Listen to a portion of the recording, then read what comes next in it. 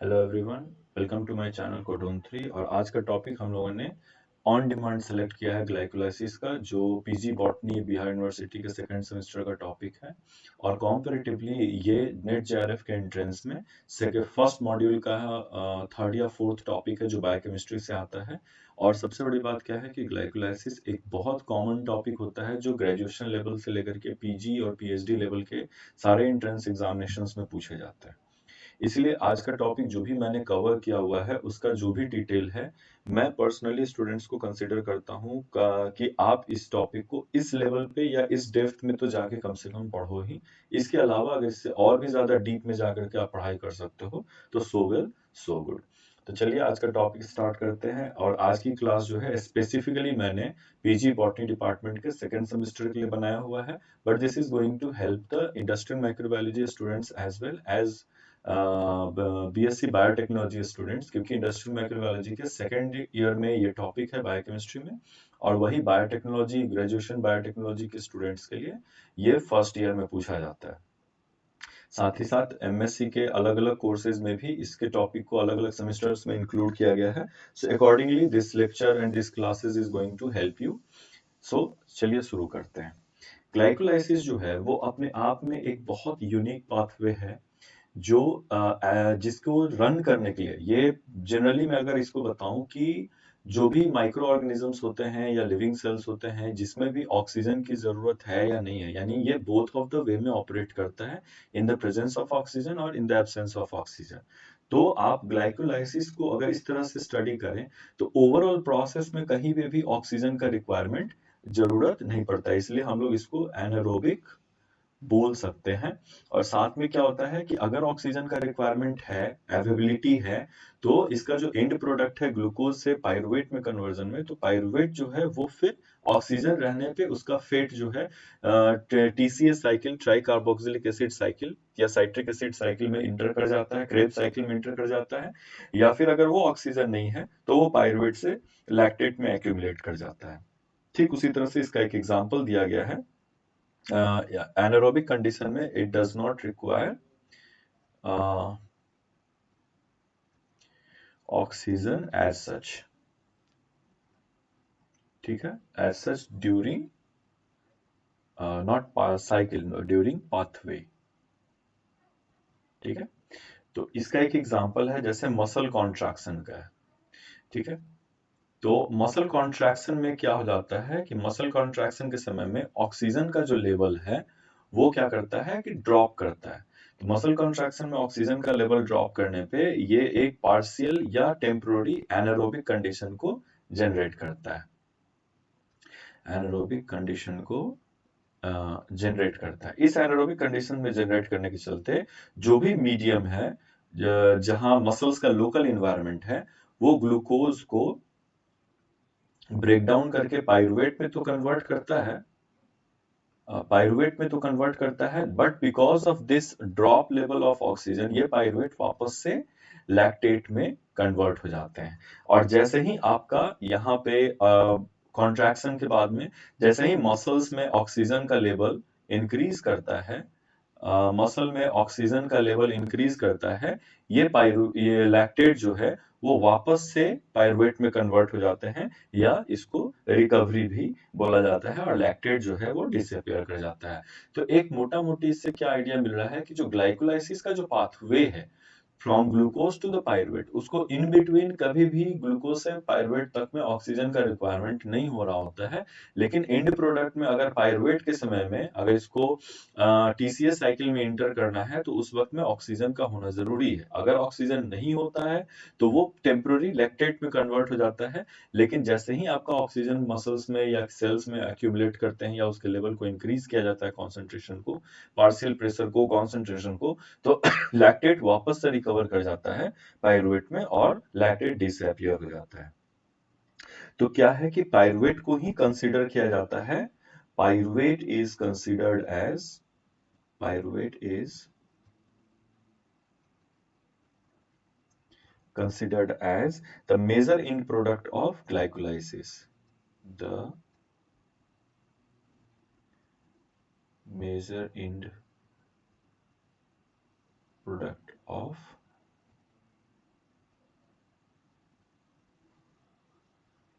Glycolysis.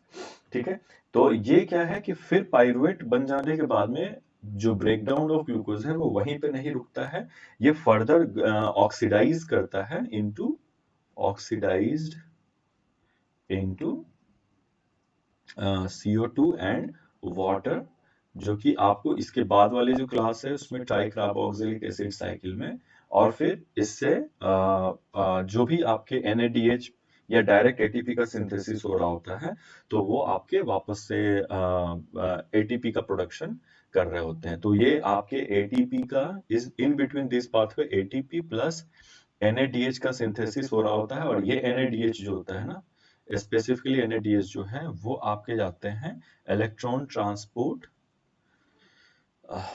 Electron transport system में, जहां से फिर से ATP का सिंथेसिस होता है। ठीक है, अब यहाँ पे आ जाइए कि अगर ऑक्सीजन का, ये तो तब हो गया जब ये फेट तब है जब ऑक्सीजन इज प्रेजेंट। ठीक है, अगर ऑक्सीजन प्रेजेंट है तब पाइरुवेट का फेट होता है कि ये फर्दर ऑक्सीडाइज करता है कार्बन डाइऑक्साइड एंड वाटर में ट्राई कार्बोक्सिलिक एसिड साइकिल, या फिर क्रेब्स साइकिल, जो इसके जस्ट बाद जो लेक्चर अपलोड होगा वो क्रेब्स साइकिल का ही होगा। तो क्रेब्स साइकिल में, और जब ऑक्सीजन डेफिशिएंट है या इज इन शॉर्ट सप्लाई, ठीक है, तब क्या हो रहा होता है कि pyruvate is converted into lactate, that pyruvate is pyruvate is converted into lactate. और ये लैक्टेट को पाइरुवेट को लैक्टेट में कन्वर्ट करने के लिए हमें NADH की जरूरत पड़ती है, और ये NADH जो है वो कन्वर्ट हो जाता है NAD प्लस में। अगले वाले स्लाइड में मैंने डायग्राम को इंक्लूड किया हुआ है, और ये NADH जो है वो डिप्राइव किया जाता है या डिराइव किया जाता है आपके माइटोकॉन्ड्रिया से। ठीक है, तो अगले वाले स्लाइड में लेके जाता हूं मैं, तो आपको आसानी से समझ में आ जाएगा। So this is the fate of ये ग्लाइकोलाइसिस, जिसमें ग्लूकोज, या तो सिर्फ ग्लूकोज डायरेक्ट आप जो भी मील खा रहे होते हैं वो उसके थ्रू सेल के अंदर में इंटर करते हैं, या फिर आपके पास स्टोर्ड फूड के फॉर्म में ऑलरेडी ग्लाइकोजन अवेलेबल है जो n number of C6 carbon से मिलकर बना है, और वो जाकर के आपके इनिशियल सबस्ट्रेट को प्रोवाइड करने का काम करते हैं, जो आपके इनिशिएशन ऑफ ग्लाइकोलाइसिस के लिए है। ग्लाइकोलाइसिस के लिए तो ये क्या करते हैं कि फर्स्ट स्टेज में आप देखेंगे जहां पे हेक्सोकाइनेज जो है, हेक्सोकाइनेज ऑब्लिक ग्लूकोकाइनेज, मैं आगे बताऊंगा कि हेक्सोकाइनेज और ग्लूकोकाइनेज में क्या डिफरेंस है। ठीक है, तो ग्लूकोकाइनेज है जो हेक्सोज फॉस्फेट में कन्वर्ट करता है, और ये फिर ट्रायोज फॉस्फेट में, जिसमें मैंने पाइरुवेट का एग्जांपल दिया है, पाइरुवेट का दिया है कि ये आपके दो मॉलिक्यूल जो है ट्रायोस फॉस्फेट का सिंथेसाइज करेंगे। जैसा कि आप देख सकते हैं कि हेक्सोकाइनेज या ग्लूकोज 6 कार्बन कंटेनिंग होते हैं, जबकि ट्रायोस फॉस्फेट सिर्फ 3 कार्बन है। तो एक हेक्सो फॉस्फेट से हेक्सोस फॉस्फेट से दो ट्रायोस फॉस्फेट का सिंथेसिस होता है, यानी कि एक स्टेप जहां पे ग्लिसरॉल्डिहाइड 3 फॉस्फेट है, वहां से पाइरुवेट तक का कन्वर्जन टोटल 2 साइकिल बनेंगे। इसलिए इस बीच में जितने भी NADH और ATP का सिंथेसिस होगा वो सब के सब 2 टाइम्स प्रोड्यूस किए जाएंगे। क्लियर है? अब यहाँ पे आ जाने के बाद ट्रायोस फॉस्फेट में आने के बाद में ये पाइरुवेट में कन्वर्ट करता है, जो कि मैंने यहाँ पे दिखाया हुआ है। पाइरुवेट में अगर ऑक्सीजन अवेलेबल है तो वो वापस से CO2 और H2O को प्रोड्यूस करते हैं, और यहाँ पे क्रेब्स साइकिल्स या ट्राइकार्बोक्सिलिक एसिड साइकिल में आपका एंटर कर जाता है। और यहां से अगर आपके पास पाइरुवेट में ऑक्सीजन डेफिशिएंसी है तो वो लैक्टेट में कन्वर्ट करता है। यहाँ पे एक इंपॉर्टेंट मेथड है, द कन्वर्जन ऑफ थोड़ा सा मैं डिटेल मैंने इस टॉपिक को डिस्कस किया हुआ है, ताकि आपको हायर स्टडीज से लोअर स्टडीज से हायर स्टडीज तक में दिक्कत नहीं होगी। The conversion of pyruvate into lactate takes place or utilizes Na NADH। और ये NADH जो यूटिलाइजेशन है, ठीक है, utilisation of NADH is for continuity of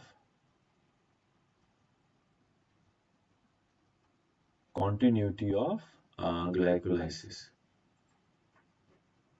ठीक है, तो ये जो NADH है ना, ये कॉन्टिन्यूटी के लिए है, ग्लाइकोलाइसिस के लिए, कि अगर NADH एक्यूमुलेट करते चले जाएंगे तो आपको क्या होना चाहिए कि अल्टीमेटली आपको यहाँ पे देखेंगे कि ट्रायल्स फॉस्फेट ग्लिसरॉल्डिहाइड पाइरुवेट नहीं करके, मैं यहाँ पे ग्लिसरॉल्डिहाइड 3 फॉस्फेट का एग्जांपल लेता हूँ। तो glyceraldehyde 3 phosphate, let me erase this one, then it will be much okay, otherwise थोड़ा सा इसका कंफ्यूजन बना ही रह जाएगा। पॉइंटर पेन, तो ग्लिसरॉल्डिहाइड 3 फॉस्फेट जो है और dihydroxy acetone phosphate, 2 molecule produce किए जाते हैं, सब डिटेल में पढ़ना है। तो अगर ग्लिसरॉल्डिहाइड 3 फॉस्फेट से आगे की ओर आपको साइकिल को या इस पाथवे को लेके जाना है, तो आपको NAD का कॉन्सेंट्रेशन, NAD प्लस का कॉन्सेंट्रेशन हाई होना चाहिए, NADH का कॉन्सेंट्रेशन कम होना चाहिए। लेकिन अगर आप कंटिन्यूअसली पाइरुवेट बना करके यहाँ पे इसको एक्यूमुलेट करते चले जा रहे हैं, तो क्या होगा कि हर साइकिल में NAD प्लस यूज होकर के NADH का प्रोडक्शन होते रहेगा। तो इन डिफिशियंसी ऑफ ऑक्सीजन, अगर ऑक्सीजन की डिफिशियंसी हो रही है तो पाइरुवेट का कॉन्सेंट्रेशन इंक्रीज होते जा रहा है और NADH इज यूटिलाइज्ड। मैं स्टेप वाइज यहाँ पे बताता हूँ। O2 जो है उसका कॉन्सेंट्रेशन कम है, तो क्या हो जाएगा कि इंड प्रोडक्ट में पाइरुवेट जो है वो आपका एक्यूमुलेट करते चले जाते हैं। पाइरुवेट जो है इसका कॉन्सेंट्रेशन इंक्रीज करेगा और इस पूरे पाथवे में NAD प्लस जो है वो यूटिलाइज होगा और NADH जो होता है वो यूज होते चला जाएगा। और मैं बता रहा हूं कि ग्लिसरॉल्डिहाइड 3 फॉस्फेट से आगे बढ़ने के लिए NAD का कॉन्सेंट्रेशन जो होता है वो हाई, NAD प्लस का कॉन्सेंट्रेशन जो है वो हाई होना चाहिए। इसका मतलब क्या है कि पाइरुवेट आप लगातार बनाते चले जाएंगे, इन एब्सेंस ऑफ ऑक्सीजन पाइरुवेट लगातार बनाते चले जाएंगे, तो इसका मतलब क्या है कि ऑक्सीजन कम है तो आपका इलेक्ट्रॉन ट्रांसपोर्ट सिस्टम जो है वो काम नहीं करेगा, माइटोकॉन्ड्रिया वाला। In absence of oxygen electron transport system काम नहीं करेगा। क्यों? क्योंकि यहाँ पे photosystem 1, photosystem 3, photosystem 4, photosystem 2, end product जो था आपका, जो प्रोटॉन एक्सेप्टर होता है वो ऑक्सीजन होता है इलेक्ट्रॉन ट्रांसपोर्ट सिस्टम में। तो अगर आपका ऑक्सीजन का लेवल कम है तो इलेक्ट्रॉन ट्रांसपोर्ट सिस्टम में भी आपको ऑक्सीजन कम मिल रहा है, यानी कि NADH जो है वो वापस से NAD में यहाँ पे कन्वर्ट हो ही नहीं रहा है। तो नॉर्मल कंडीशन में क्या होता है कि जब आपका ऑक्सीजन हाई रहता है तो यहाँ जो भी NADH बन रहा होता है वो इलेक्ट्रॉन ट्रांसपोर्ट सिस्टम में ट्रांसफर होकर के NAD प्लस में बनता है और ये NAD वापस से आता है ग्लाइकोलाइसिस में, वापस से NADH प्रोटॉन एक्सेप्टर के तौर पे काम करने के लिए। लेकिन अगर ऑक्सीजन कम है और पाइरुवेट का एक्यूमुलेशन बढ़ते जा रहा है तो NAD प्लस सिर्फ यूटिलाइज होगा NADH के सिंथेसिस में, NADH वापस से NAD में रीऑक्सीडाइज नहीं हो पाता है। तो उस केस में क्या है कि अगर NADH का कॉन्सेंट्रेशन बढ़ा और NAD प्लस का कॉन्सेंट्रेशन घट जाता है तो ग्लाइकोलाइसिस विल स्टॉल। यहाँ पे लिख देंगे ग्लाइकोलाइसिस विल स्टॉल, यानी कि जाकर के वो रुक जाएगा, अल्टीमेटली नो ATP प्रोडक्शन। तो ये बहुत ज्यादा लीथल हो जाता है किसी भी सेल के लिए कि अगर ऑक्सीजन भी कम था और आपका ग्लाइकोलाइसिस जो है अब ATP भी बनाना बंद कर दिया है। तो उस केस में जहां ऑक्सीजन कम है और इलेक्ट्रॉन ट्रांसपोर्ट सिस्टम काम नहीं कर रहा है NADH को रीऑक्सीडाइज करने के लिए, तो ये NADH जो है वो पाइरुवेट यूटिलाइज करता है और कन्वर्ट हो जाता है लैक्टेट में, और लैक्टेट में कन्वर्ट होने पे NAD प्लस का सिंथेसिस होता है और ये NAD प्लस वापस से ग्लिसरॉल्डिहाइड 3 फॉस्फेट के पास जाता है ताकि इसी के थ्रू ग्लाइकोलाइसिस जो लगातार कन्वर्जन में चल सके। क्लियर होगा थोड़ा सा भी? तो मैं फिर से इस चार्ट पे आ जाऊं कि ट्राइफॉस्फेट में जहां पे हेक्सोफॉस्फेट से एक लेवल पे आने के बाद में आपके पास में 6 कार्बन 3 कार्बन में टूट जाते हैं और दोनों इंटरकन्वर्टेबल है, जो आगे हम लोग पढ़ेंगे। तो यहाँ पे 3 कार्बन के आगे प्रोसीड करने के लिए यहाँ के पहले मैं थोड़ा सा मैं सारे चीजों को हटा देना चाहता हूँ ताकि थोड़ा सा मैं एक टुडे ग्लाइकोलाइसिस को मैं दो पार्ट में, जितनी भी किताबें हैं ग्लाइकोलाइसिस को दो पार्ट में बांटता है, जो एनर्जेटिक्स के समय में आपको और भी अच्छे से समझ में आएगा। मैं पहले इसको जरा हटा लूं। Okay, now we don't need to remove this things. तो मैं बता दूं कि एक फेज होता है जिसको हम लोग बोलते हैं प्रिपरेटरी।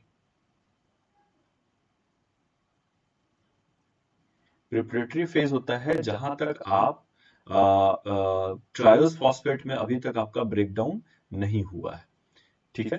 ट्रायोस फॉस्फेट में ब्रेकडाउन होने के बाद में इसको बोलते हैं हम लोग पे ऑफ फेज। यानी कि ग्लूकोज से अगर आपको एनर्जी बनाना है तो आपको एक स्ट्रक्चर पे लेकर के आना पड़ता है। उसके लिए यहाँ पे एटीपी यूटिलाइज होता है। एटीपी पॉजिटिव करने का मतलब यहाँ पे यूटिलाइज हो रहा होता है। और पे ऑफ फेज में आने के बाद में, यानी कि एक पर्टिकुलर स्ट्रक्चर में आप जब ग्लूकोज को कन्वर्ट कर देते हैं, तब वो जाकर के फिर से एटीपी का प्रोडक्शन स्टार्ट करता है। तो एक ट्रायोस फॉस्फेट से लेकर के पायरुवेट तक को हम लोग पे ऑफ फेज बोलते हैं, और ग्लूकोज से लेकर के ट्रायोस फॉस्फेट तक के फेज को प्रिपरेटरी बोलते हैं। यानी आप जस्ट उसको प्रिपेयर कर रहे हैं, इसमें एटीपी खर्च हो रहा होता है। तो इस केस में मैंने ये बताया कि अगर आपके पास में ऑक्सीजन कम है, एनारोबिक कंडीशन है, तो उस वक्त में भी ग्लाइकोलाइसिस रन करता है। ऑल्दो एटीपी का टोटल प्रोडक्शन थोड़ा कम हो जाएगा, लेकिन फिर भी ग्लाइकोलाइसिस काम करता ही करता है। उस केस में क्या है, मैंने बताया कि ऑक्सीजन लेवल कम होने पे आपके इलेक्ट्रॉन ट्रांसपोर्ट सिस्टम काम नहीं करते हैं, जो रीऑक्सीडेशन का काम करता है NADH को NAD+ में। तो अगर NAD+ का कॉन्सेंट्रेशन ड्रॉप कर जाएगा, तो ये ट्रायोस फॉस्फेट से लेकर के आगे की ओर रन पे ऑफ फेज जो है, वहां पे ही प्रॉब्लम स्टार्ट हो जाएगा। तो पे ऑफ फेज यानी कि आप ऑलरेडी एटीपी सेल के अंदर का यूज कर चुके हुए हैं प्रिपरेटरी फेज में, और जब उससे पे ऑफ करवाना है, एटीपी को प्रोड्यूस करना है, तो जस्ट बिकॉज कि NAD+ का कॉन्सेंट्रेशन कम है, अब वो मॉलिक्यूल जो है वो आपको एटीपी देना बंद कर देगा। इस केस में ये बहुत ज्यादा लीथल हो जाता है किसी भी सेल के लिए, कि आपका इसके आगे में एटीपी का प्रोडक्शन को कंटिन्यू कर पाना। इसलिए pyruvate in absence of oxygen is converted into lactate, और वहां पे NADH जो है वो वापस से रीऑक्सीडाइज हो जाता है NAD+ में, और NAD+ जो है वो अवेलेबल होता है पे ऑफ फेज को स्टार्ट करने के लिए। होपफुली अगर ये समझ में आया है तो ठीक है, अदरवाइज इससे रिलेटेड कोई भी डाउट होगा तो मेरे से पूछ लीजिएगा। एनारोबिक कंडीशन में रन करने के लिए एनारोबिक कंडीशन में रन करने के लिए थोड़ा सा प्राइस पे भी करना पड़ता है। तो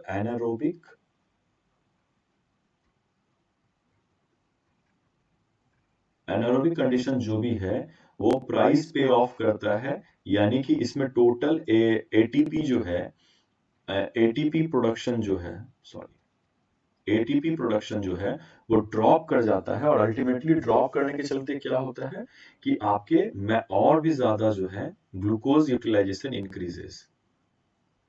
ग्लूकोज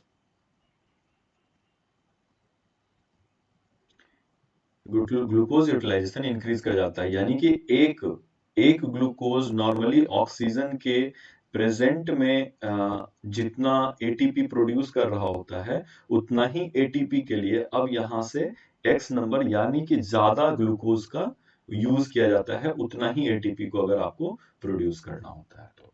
ठीक है, तो ये फिर भी क्या है, क्यों इंपॉर्टेंट है कि इन एब्सेंस ऑफ, जैसे आप बहुत मेहनत या बहुत ज्यादा टीडियस एक्सरसाइज कर रहे हैं, बहुत ज्यादा फिजिकल वर्क कर रहे हैं, तो उस कंडीशन में भी आपके सेल्स जो होते हैं lower level of oxygen concentration पे भी एनर्जी का प्रोडक्शन करते रहते हैं। हाँ, उस वक्त में थोड़ी ज्यादा ग्लूकोज का यूटिलाइजेशन करना होता है, जैसे आप स्पोर्ट्स खेल रहे हैं या बहुत मेहनत फिजिकल वर्क कर रहे हैं, तो उस वक्त में आपको ज्यादा से ज्यादा ग्लूकोज का यूज करना पड़ता है ताकि आप उससे एनर्जी को बना सके। तो ग्लाइकोलाइसिस का पहला स्टेप क्या है, जो सबसे पहला स्टेप है वो है ग्लूकोज का ग्लूकोज 6 फॉस्फेट में कन्वर्ट होना।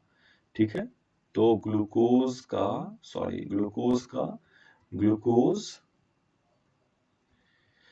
6 फॉस्फेट में कन्वर्ट करना, यही सबसे पहला स्टेप होता है ग्लाइकोलाइसिस का। और इस स्टेप में सबसे इंपॉर्टेंट चीज क्या है, जो मैं बता रहा था कि इसके लिए जो एंजाइम यूज किया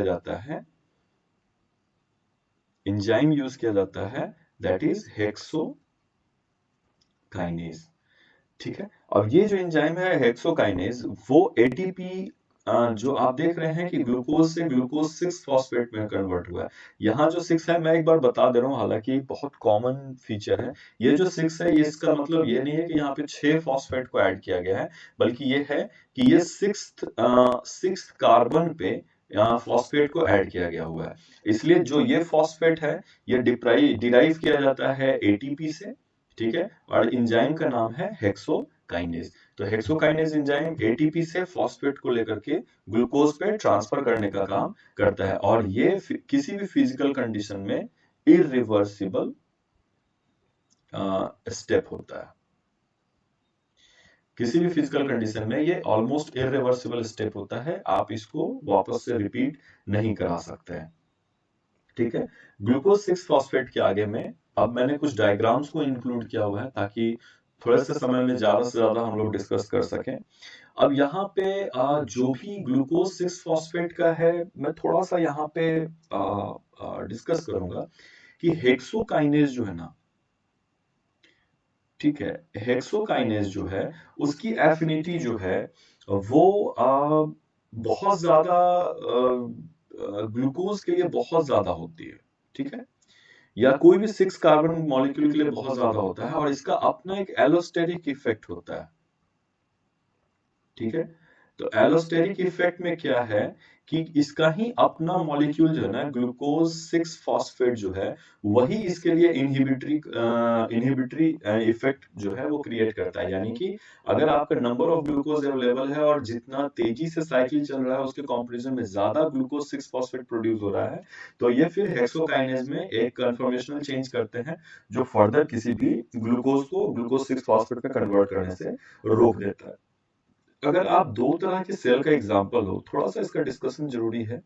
दो तरह के सेल का एग्जांपल लो, अगर एक आप नॉर्मल सेल ले रहे होते हो, तो वहां पे जो भी आपके ग्लूकोज होते हैं, वो आपके ट्रांसपोर्ट सिस्टम के थ्रू, मतलब ग्लूकोज जो है वो ट्रांसपोर्ट सिस्टम के थ्रू कंट्रोल किया जाता है, कंट्रोल्ड बाय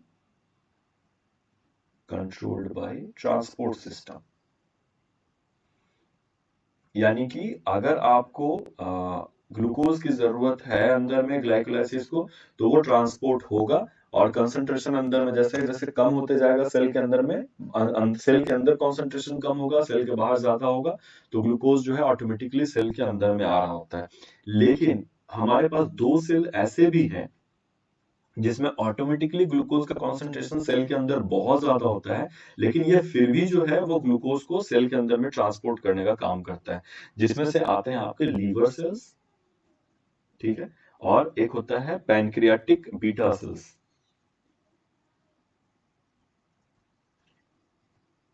ठीक है।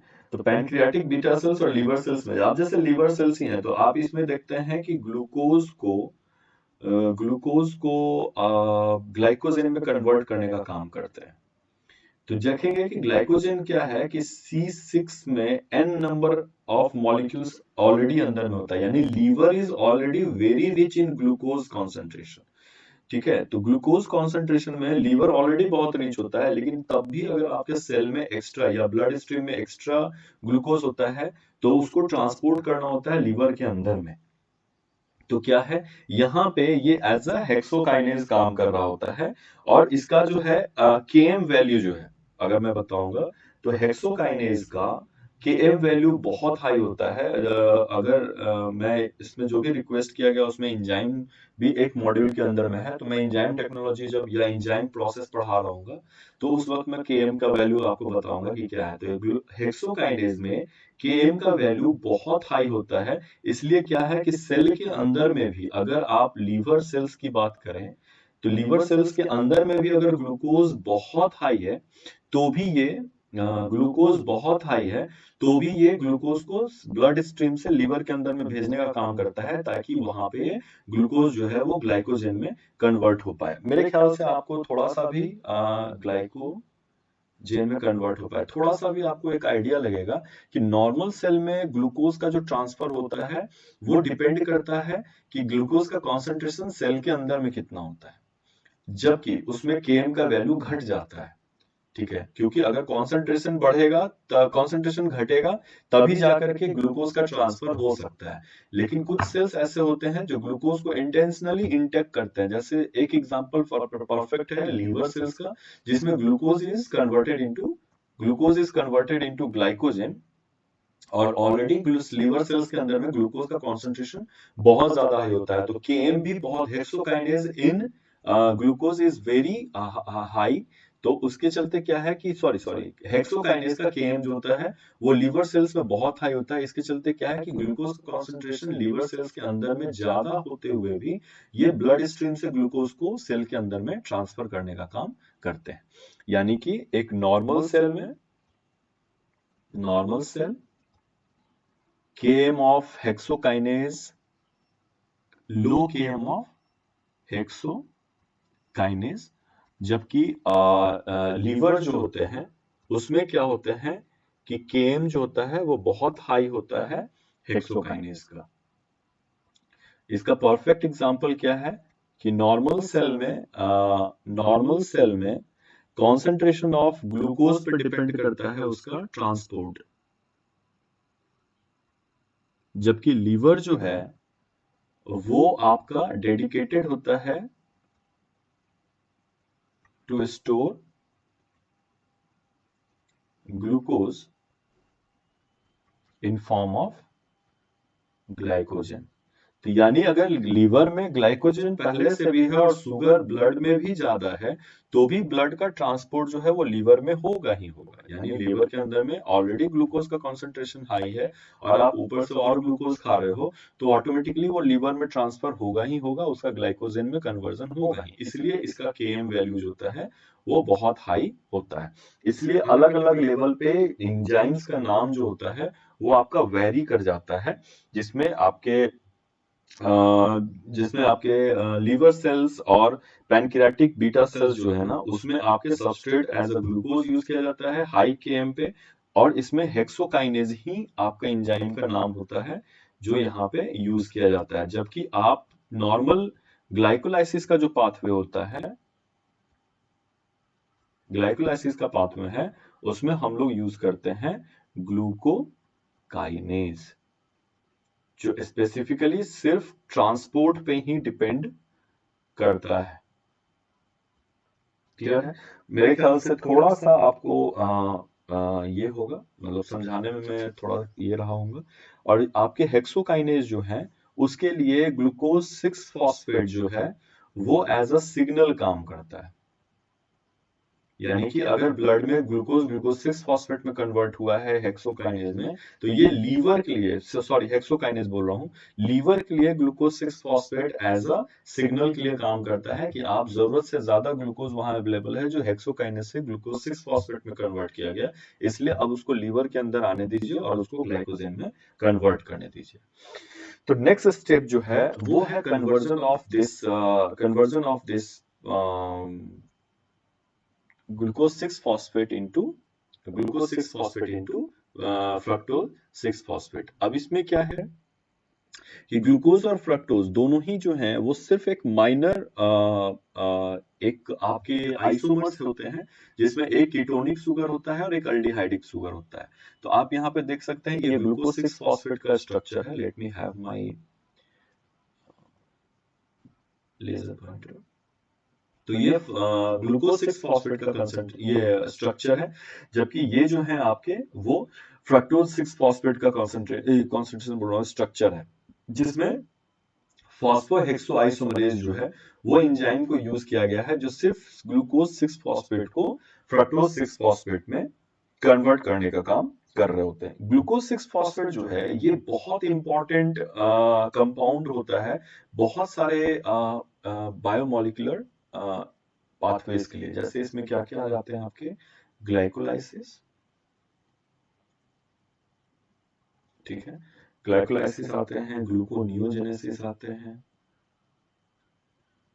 ग्लूकोनियोजेनेसिस आते हैं, फिर आता है पेंटोज फॉस्फेट पाथवे,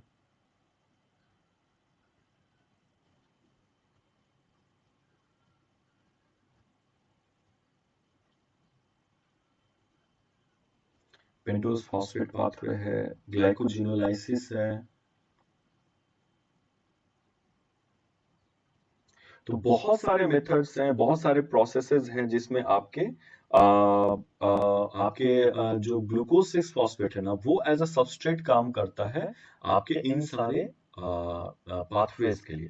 तो इस प्रोसेस स्टेप 2 में आ जाते हैं हम लोग। तो स्टेप 2 में क्या है कि glucose 6 phosphate is converted into fructose 6 phosphate. ये एल्डोज शुगर होता है, एल्डोज शुगर होता है जो कि कीटो शुगर में कन्वर्ट हो रहा होता है। ठीक है, इसलिए हम लोग इसको हेक्सोज आइसोमेरेज एंजाइम का नाम बोलते हैं। फिर अनदर फेनोमेना है जो कि आपके जिसमें एटीपी का यूटिलाइजेशन होता है, जिसमें हम लोग क्या करते हैं कि जो फ्रक्टोज 6 फॉस्फेट था उसको हम लोग कन्वर्ट करते हैं फ्रक्टोज 1,6 बिस फॉस्फेट में। यानी कि अभी आप देख रहे हैं कि first carbon, second, third, fourth, fifth and sixth carbon है। अगर हम लोग नोमेनक्लेचर करें तो 1 2 3, नंबरिंग करें तो 4 5 एंड 6। तो ये 6 नंबर कार्बन पे एक फॉस्फेट जुड़ा हुआ है। अब यहाँ पे क्या करते हैं हम लोग कि काइनेज एंजाइम को यूज किया जाता है, और चूंकि हम फॉस्फोफ्रक्टोज को यूज कर रहे हैं इसलिए एंजाइम का नाम फॉस्फोफ्रक्टोकाइनेज होता है, जो फर्स्ट नंबर कार्बन पे भी CH2OH पे भी फॉस्फेट ऐड करने का काम करता है। सो ये क्या हो गया कि फर्स्ट नंबर पे भी फॉस्फेट हो गया और सेकंड नंबर पे भी फॉस्फेट हो गया। याद रखिएगा, फ्रक्टोज 1,6 बिस फॉस्फेट, यहां तक का स्टेज को हम लोग बार बार मैंने पहले भी बोला है कि इसको हम लोग प्रीपरेटरी फेज बोलते हैं, प्रिपरेटरी फेज बोलते हैं। ठीक है, तो अभी तक ग्लूकोज को हम लोग फ्रक्टोज 1,6 बिसफॉस्फेट में लेके आए हैं ताकि इसका एक पर्टिकुलर एक्सिस से क्लीवेज किया जा सके, और हम लोग 6 कार्बन को दो बराबर बराबर 3 कार्बन और 3 कार्बन में क्लीव कर सके। अब 3 कार्बन में क्लीव करने से क्या हो जाता है, यहां से फिर पे ऑफ फेज स्टार्ट होता है। ये था आपका डायग्राम नंबर 2, डायग्राम नंबर ये 3। अब आ जाइए डायग्राम नंबर 4। तो नेक्स्ट स्टेप में क्या है, फ्रक्टोज 1,6 बिसफॉस्फेट जो है वो क्लीव किया जाता है एक पर्टिकुलर एक्सिस से, जिसमें आप देखेंगे 1 कार्बन, 2 कार्बन और 3 कार्बन। तो 3 कार्बन का एक अलग मॉलिक्यूल निकलता है जिसको आप लोग एल्डोलेज एंजाइम से ट्रीट किया जाता है। पहला जो निकलता है, it contains the oxygen in second carbon, that is why it is called dihydroxy acetone। ये कीटोनिक होते हैं, और सेकेंड पार्ट जो आपका निकलता है उसमें अल्डिहाइड ग्रुप पाया जाता है। इसलिए इसको अल्डिहाइड ग्रुप बोलते हैं। अल्डिहाइड ट्रायोस एल्डो ट्रायोस बोलते हैं, जिसमें हम लोग इसको ग्लिसरल्डिहाइड 3 फॉस्फेट बोलते हैं। तो ग्लिसरल्डिहाइड 3 फॉस्फेट यानी fructose 1,6 bis phosphate glyceraldehyde 3 phosphate में और डाइहाइड्रोक्सी एसीटोन फॉस्फेट में टूटते हैं। डाइहाइड्रोक्सी एसीटोन फॉस्फेट और ग्लिसरल्डिहाइड 3 फॉस्फेट ये दोनों में इंटर कन्वर्टेबल होता है इसलिए क्योंकि ग्लाइकोलाइसिस फर्दर ग्लिसरल्डिहाइड 3 फॉस्फेट के ही फॉर्म में आगे की ओर मूव करते हैं, और इसमें कोई भी अंतर नहीं होता है। आप देख सकते हैं कि सिवाय सिर्फ एक ऑक्सीजन ग्रुप को हाइड्रोजन को यहाँ पे अगर आप ट्रांसफर कर दें और एक हाइड्रोजन को ट्रांसफर कर दें, तो ये ऑटोमेटिकली जो है ये देखने में ऑटोमेटिकली जो है ये देखने में कीटोन वाला जो है वो अल्डिहाइड वाले की तरह दिखता है। तो इसके लिए जो आपका एंजाइम है वो है फॉस्फोट्रायोज आइसोमेरेज, यानी ट्रायोज मतलब 3 कार्बन का जो फॉस्फेट कंटेनिंग है और उनके बीच में आइसोमेरिज्म हो रहा होता है। तो enzyme involve is phosphotriose isomerase which converts the dihydroxy acetone phosphate into glyceraldehyde 3 phosphate, और ये इंटर कन्वर्टेबल होते हैं। क्लियर है? तो यहाँ पे आप देखेंगे अभी तो डायग्राम में आपको स्टार मार्क करके बता दिया गया है कि कौन सा पार्ट जो है वो कीटोन की तरफ जाता है, कौन सा पार्ट जो है वो एल्डिहाइड की तरफ जाता है। इससे रिलेटेड भी कुछ सवाल था कि अगर आप यहाँ जो एटीपी यूज कर रहे होते हैं वो रेडियो एक्टिव होता है, तो वो बताइए कि कौन से कार्बन पे जाके अटैच करेगा। यानी मेरा कहना है कि अगर आप during conversion of fructose 6 phosphate to fructose 1,6 bis phosphate, ATP जो यूज किया गया है वो रेडियो एक्टिव फॉस्फेट कंटेनिंग होता है। तो आप मेरे को बताइए कि ग्लाइकोलाइसिस के किस पाथवे में, ये किस प्रोडक्ट में सबसे पहले एक सेपरेट फॉस्फेट के तौर पे ये प्रोडक्ट के तौर पे दिखाई दे रहा होता है। तो answer is dihydroxy acetone phosphate. इसलिए मैंने यहाँ जो स्टार मार्क लगा है उसको जिक्र किया है कि ये जो फर्स्ट कार्बन जो होता है वो डाइहाइड्रोक्सी एसीटोन की तरफ जाता है फॉस्फेट जो है, और 6 कार्बन वाला जो फॉस्फेट जो होता है वो ग्लिसरल्डिहाइड 3 फॉस्फेट की तरफ जाता है। ये थोड़ा सा माइनर डिटेल्स हैं जिसको थोड़ा सा ध्यान देने की जरूरत पड़ती है, अदरवाइज कोई भी इसमें टफ वाला पार्ट नहीं है। ग्लिसरॉल्डिहाइड 3 फॉस्फेट के बाद का जो स्टेप है वो फिर से बहुत इंपॉर्टेंट है, जो कि NAD डिपेंडेंट होते हैं, और इस प्रोसेस में आपके एंजाइम से ग्लिसरॉल्डिहाइड 3 फॉस्फेट से ग्लिसरॉल्डिहाइड ग्लिसरॉल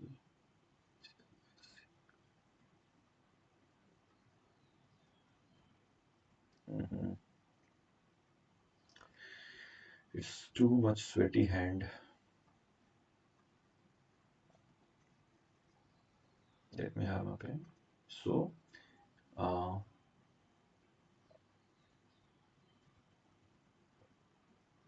ग्लिसरॉल्डिहाइड 3 फॉस्फेट से 1,3-bis फॉस्फो ग्लिसरेट का सिंथेसिस होता है, ठीक है। ग्लाइसरेट ग्लाइसरेट की सिंथेसिस होती है। अब यहाँ पे आप देखेंगे कि एक कॉमन चीज है कि थर्ड नंबर पे एक फॉस्फेट था और यहाँ पे फर्स्ट और 3 नंबर पे भी फॉस्फेट है। तो एक नॉर्मल काइनेसिस का प्रोसेस आपको समझ में आएगा कि ये काइनेसिस होता होगा और एटीपी आता होगा और एडीपी में कन्वर्ट करके ये अपने फॉस्फेट को यहाँ पे ट्रांसफर कर देता है। यहाँ से भी एक सवाल उठता है कि नॉर्मली ये क्या है कि ये डिहाइड्रोजिनेशन का प्रोसेस है। तो conversion of glyceraldehyde 3 phosphate into 1,3-bis phosphoglycerate is enzyme involved is glyceraldehyde 3 phosphate dehydrogenase, जिसमें NADH आते हैं, ठीक है। NAD प्लस आता है और NADH का सिंथेसिस होता है, ठीक है।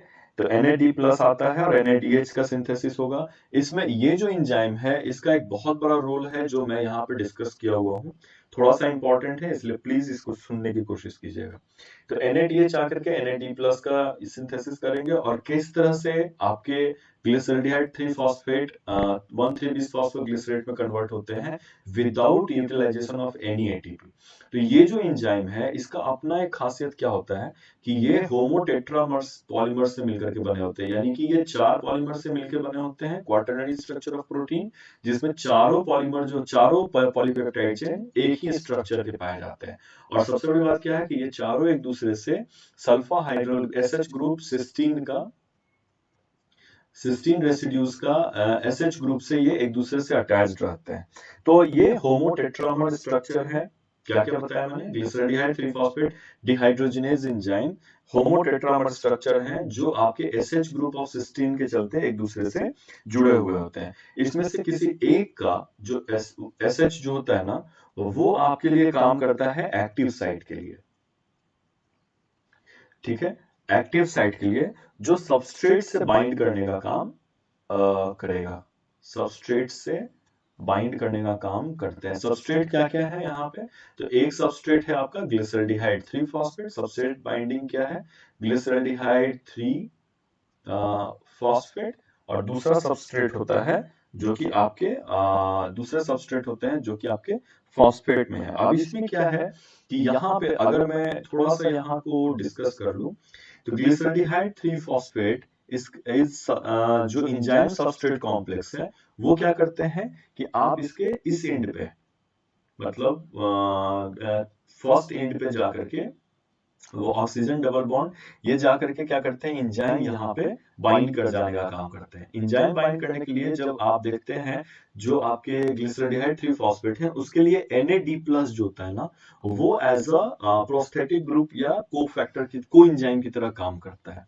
अब यहाँ पे देखिएगा कि जो भी एंजाइम है वो यहाँ से विड्रॉ करते हैं 2 हाइड्रोजन को, ठीक है, जो फर्स्ट कार्बन से है, और ये सिंथेसाइज करते हैं NADH+H+ को, ठीक है। तो एनर्जी रिच इंटरमीडिएट है जो NAD++H+ को है, जो अगले स्टेप में जो आपका NAD आया था वो NADH+H+ के फॉर्म में बाहर निकल जाते हैं, और ये आपका एक इंटरमीडिएट प्रोडक्ट जो है वो तैयार होता है जो कि आपके एंजाइम के साथ में सल्फा हाइड्रल ग्रुप से अभी भी ये जुड़े हुए हैं। अब यहाँ पे जो फॉस्फेट होता है वो ATP से नहीं आकर के इनऑर्गेनिक फॉस्फेट होता है जो सेल के अंदर में पाए जा रहे होते हैं। ये इनऑर्गेनिक फॉस्फेट आकर के फिर आपके 3 प्राइम एंड से 1 प्राइम एंड से कार्बन से जाके अटैच कर जाते हैं, और कोएंजाइम जो है वो फिर यहाँ से डिटैच कर जाता है, और अल्टीमेटली ग्लिसरॉल्डिहाइड 3 फॉस्फेट जो है 1,3-bis फॉस्फोग्लिसरेट में कन्वर्ट हो जाता है। फिर से एक बार मैं बता रहा हूँ जो भी एंजाइम है वो अपने सल्फा हाइड्रोल ग्रुप से ग्लिसरॉल्डिहाइड 3 फॉस्फेट से अटैच करता है। अटैच करने के बाद में वो फर्स्ट कार्बन से 2 हाइड्रोजन को रिमूव करता है और इस एंजाइम का कोफैक्टर जो है वो NAD+ होता है, जो कि आपके ये हाइड्रोजन ग्रुप NAD+ को ट्रांसफर किए जाते हैं, जो अल्टीमेटली यहाँ पे NAD+ NADH+ H+ में NADH+ H+ में बाहर की ओर निकल जाते हैं और फिर ये इनऑर्गेनिक फॉस्फेट को लेकर के एंजाइम फर्स्ट नंबर कार्बन पे ट्रांसफर करने का काम करता है और ये आपका फाइनली 1,3-बिस-फॉस्फोग्लिसरेट में कन्वर्ट हो जाने का काम करते हैं।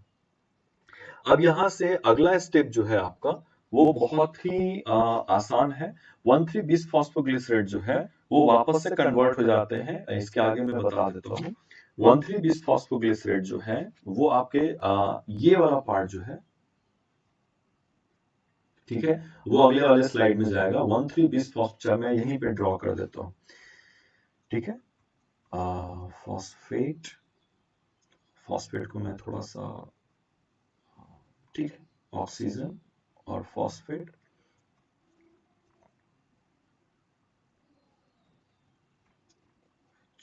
And H CH2O and phosphate. ये हो गया 1,3-बिस-फॉस्फोग्लिसरेट। इट इज कन्वर्टेड इनटू बिस-फॉस्फोग्लिसरेट जो है वो कन्वर्ट होता है वापस से 3-फॉस्फोग्लिसरेट में, ठीक है। 3-फॉस्फोग्लिसरेट का कहने का क्या स्ट्रक्चर हो जाएगा फिर आपका, COO- COO-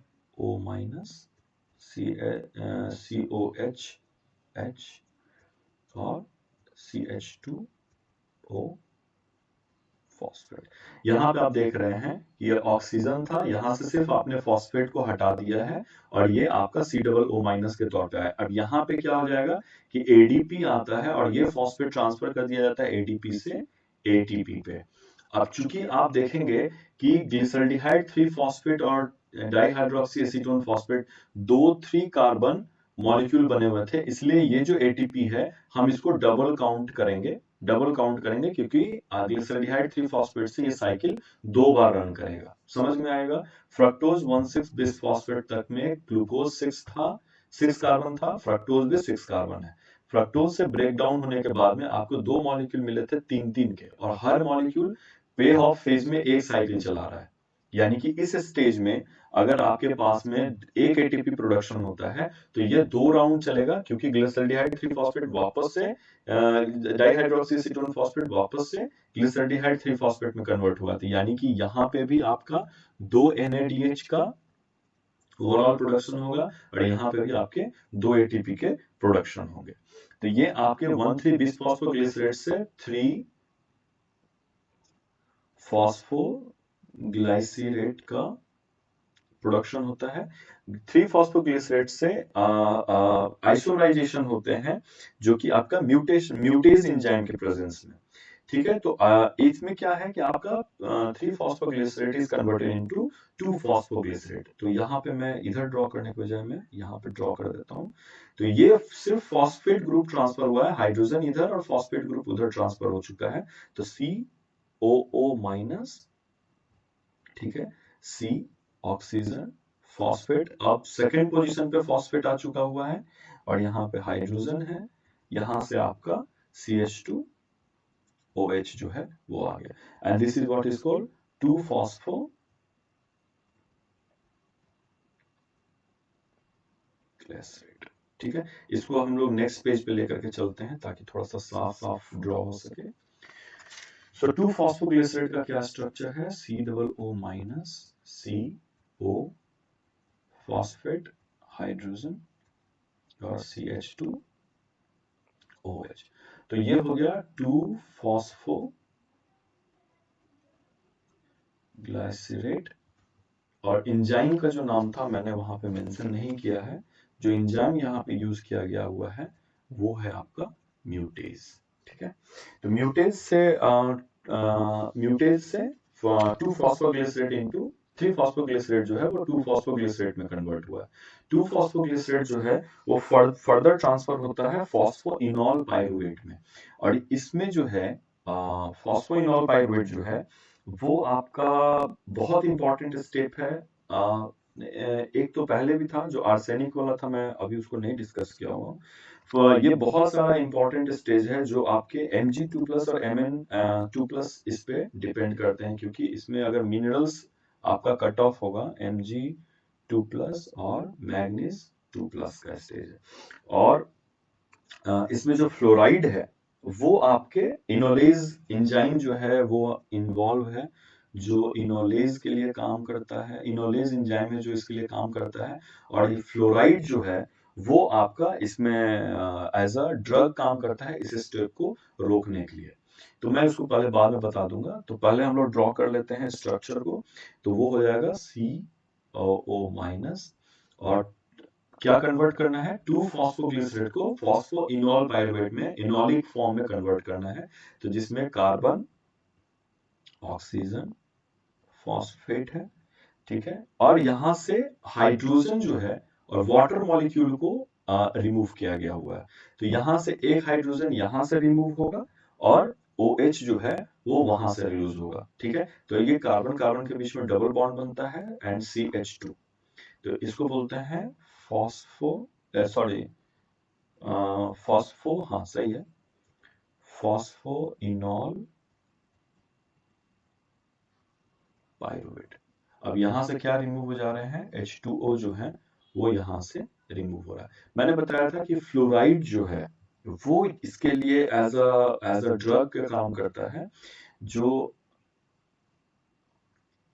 फ्लोराइड जो है वो क्या करता है, मैंने यहाँ पे क्रॉस कर दिया है कि ये फ्लोराइड के आयन के कंसंट्रेशन को इंक्रीज कीजिएगा तो वो टू फॉस्फोग्लिसरेट से फॉस्फोइनॉल पाइरुवेट का या इनोलेज का फंक्शन जो है वो यहाँ पे काम नहीं कर पाता है। फिर फॉस्फोइनॉल पाइरुवेट से कन्वर्ट होता है पाइरुवेट में, जिसका स्ट्रक्चर फिर बहुत सिंपल है। पाइरुवेट में क्या हो जाता है कि आपका जो ये फॉस्फेट है वो भी रिमूव हो जाएगा। तो आपका यहाँ से COH, C+O-, ठीक है, और डबल बॉन्ड CH2 जो है वो आपका जस का तस रहेगा, ठीक है। तो this is what is the structure of pyruvate,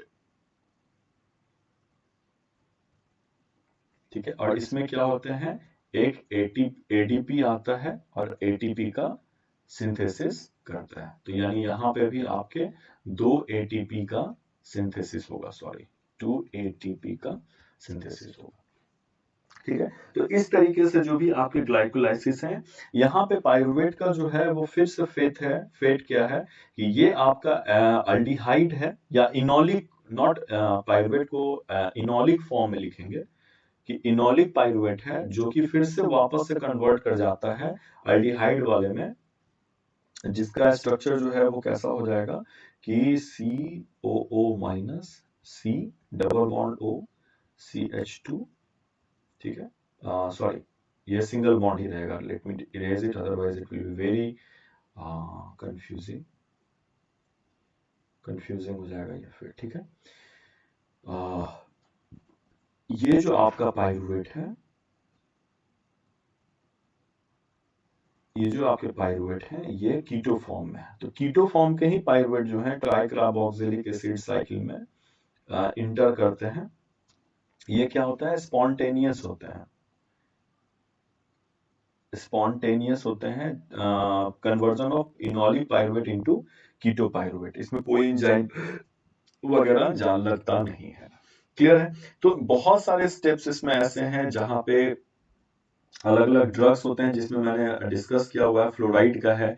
एक और स्टेप है जिसमें 1,3-bis फॉस्फोग्लिसरेट से 3-फॉस्फोग्लिसरेट में कन्वर्जन हो रहा होता है। This is the site, 1,3-bis phosphoglycerate से 3-फॉस्फोग्लिसरेट में कन्वर्ट होना। तो 1,3-bis फॉस्फो, ये वाला 1,3-bis फॉस्फोग्लिसरेट से 3-फॉस्फोग्लिसरेट जो है, इसमें जो कन्वर्जन है उसमें आर्सिनेट जो है तो वो एक ड्रग की तरह काम करता है, हालांकि ये स्टेप को रोकता नहीं है। तो ये जो फॉस्फेट ग्रुप आर्सिनेट का काम क्या होता है कि फॉस्फेट को अटैच कर लेना अपने से। तो आर्सिनेट का कॉन्सेंट्रेशन अगर इंक्रीज होगा तो इस स्टेज में प्रोड्यूस होने वाला एटीपी जो है वो नहीं हो पाएगा। यानी नॉर्मल कंडीशन में 1,3-bis phosphoglycerate is converted into three phosphoglycerate और इसका एक फॉस्फेट एडीपी को दिया जाता है जो कि एटीपी का सिंथेसिस करता है। लेकिन आर्सिनेट के कॉन्सेंट्रेशन में क्या होगा कि ये जो फॉस्फेट है वो आर्सिनेट अपने आप में ले लेगा और नो एटीपी प्रोडक्शन, और ये डायरेक्टली 3-फॉस्फोग्लिसरेट में कर देता है, प्रोडक्ट प्रोड्यूस कर देता है। तो these are the some drugs and these are some poisons होते हैं जो नॉर्मली ग्लाइकोलाइसिस को कम एटीपी प्रोड्यूस करने के लिए इनेबल करते हैं। तो वो अलग अलग तरीके के पॉइजन्स हैं, कभी कभी उनको ड्रग के तौर पे भी यूज किया जाता है। अब आ जाते हैं एनर्जेटिक्स पे, ठीक है, which is one of the most important part of glycolysis. तो ग्लाइकोलाइसिस का एनर्जेटिक्स में क्या है कि कहाँ कहाँ पे आपके एटीपी का प्रोडक्शन हुआ है, एनएडीएच का प्रोडक्शन हुआ है। तो ग्लिसरल्डिहाइड रिकॉल करने की कोशिश कीजिएगा। ग्लिसरल्डिहाइड 3-फॉस्फेट जो है वो क्या करते हैं, ग्लिसरल्डिहाइड 3-फॉस्फेट से प्रोडक्शन जो हुआ था 1,3-bis फॉस्फोग्लिसरेट, उस प्रोसेस में क्या हुआ था कि 2 NADH का प्रोडक्शन हुआ था हर साइकिल में, ठीक है। तो एक एक बार ग्लिसरल्डिहाइड से, फिर डाइहाइड्रोक्सीसीटोन फॉस्फेट ग्लिसरल्डिहाइड 3-फॉस्फेट में, और फिर दूसरा साइकिल चला होगा। तो मैंने बताया कि पे ऑफ फेज जो है वो 2 राउंड रन करता है। तो NADH 2 NADH प्रोड्यूस होंगे ऑन एन एवरेज। एक NADH से हम लोग मान के चलते हैं कि 3 एटीपी, हालांकि होता 2.5 ही है, लेकिन हम लोग 3 एटीपी मान के चलते हैं, तो टोटल 6 एटीपी का प्रोडक्शन है। और सेकेंड स्टेज है फॉस्फोग्लिसरेट काइनेज, ठीक है, फॉस्फो ग्लाइसिरो या ग्लाइसिरो काइनेज भी बोल सकते हो। फॉस्फोग्लाइसिरो काइनेज ये कौन सा स्टेप था, 1,3-bis फॉस्फोग्लिसरेट से 3-फॉस्फोग्लिसरेट में। तो वहां पे आपके 2 एटीपी का प्रोडक्शन होगा, यानी एटीपी का प्रोडक्शन हो रहा है, और इसका नंबर कितना है 2। और पाइरुवेट काइनेज जो है, पाइरुवेट काइनेज जो है वो क्या प्रोड्यूस कर रहे हैं, वो भी एटीपी का प्रोड्यूस कर रहे होते हैं। फॉस्फोइनोल पाइरुवेट से पाइरुवेट में वो भी आपके 2 एटीपी प्रोड्यूस करेंगे 2 बार साइकिल चलने में। तो टोटल कितने हो जाते हैं 10 एटीपी, और इसमें से -2 एटीपी होगा, -2 एटीपी हो जाएगा हेक्सोकाइनेज का, हेक्सोकाइनेज का जो ग्लूकोज को ग्लूकोज 6 फॉस्फेट में कन्वर्ट कर रहा था, और एक होगा आपका फॉस्फोफ्रक्टोकाइनेज का, ठीक है। तो फॉस्फोफ्रक्टोकाइनेज का। तो मैंने बताया कि ग्लाइकोलाइसिस में ग्लिसरल्डिहाइड 3-फॉस्फेट से 1,3-bis फॉस्फोग्लिसरेट में NADH का प्रोडक्शन होता है, 2 NADH में 6 ATP का प्रोडक्शन होगा। फॉस्फोग्लिसरोकाइनेज में, जिसमें 1,3-bis फॉस्फोग्लिसरेट से 3-फॉस्फोग्लिसरेट हुआ, उसमें 1 ATP का प्रोडक्शन होता है। ओवरऑल दो बार चला तो 2 साइकिल में, 2 साइकिल्स में 2x लिख देते हैं, ठीक है, 2x लिख देते हैं। तो 2 साइकिल में 2 एटीपी का प्रोडक्शन होगा, ठीक है। तो टोटल जोड़ेंगे तो 10 एटीपी होता है। लेकिन फ्रक्टोज 1,6-bis फॉस्फेट के पहले अगर आप देखेंगे तो हेक्सोकाइनेज जो फर्स्ट स्टेप था ग्लूकोज से ग्लूकोज 6 फॉस्फेट कन्वर्जन, उसमें 1 एटीपी यूज हुआ था, और फ्रक्टोज 6 फॉस्फेट से फ्रक्टोज 1,6-bis फॉस्फेट में भी 1 एटीपी यूज हुआ था। तो वो टोटल 10 एटीपी प्रोड्यूस हुआ, और पहले 2 एटीपी यूज हो चुका हुआ है।